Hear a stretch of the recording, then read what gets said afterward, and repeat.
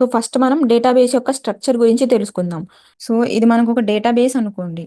అంటే ఈ టేబుల్ మొత్తం ఉంది కదా! సో ఇదంతా మనకి ఒక డేటాబేస్. సో ఈ డేటాబేస్‌లో ఇంటర్ రిలేటెడ్ డేటా ఏదైతే ఉందో ఆ డేటా మొత్తం మనకి ఇక్కడ స్టోర్ అవుతుంది. ఆ డేటా మనకి ఎలా స్టోర్ అవుతుంది? ఈ డేటాబేస్ లోపల మనకి చాలా టేబుల్స్ ఉంటాయి. ఇక్కడ చూడండి, ఇదొచ్చేసి టేబుల్ 1 అండ్ ఇదొచ్చేసి టేబుల్ 2, ఇదొచ్చేసి టేబుల్ 3. సో ఇలా మనకి మల్టిపుల్ టేబుల్స్ ఉంటాయి.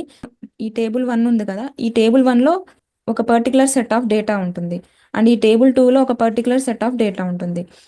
అండ్ అలానే ఈ టేబుల్ 3లో ఒక పర్టిక్యులర్ సెట్ ఆఫ్ డేటా ఉంటుంది. ఇలానే మల్టిపుల్ డేటా సెట్స్‌ని మనం క్రియేట్ చేస్తాము. ఈ టేబుల్స్ అన్నిటిలో మనకి ఇంటర్ రిలేటెడ్ డేటా అనేది మనం స్టోర్ చేస్తాము.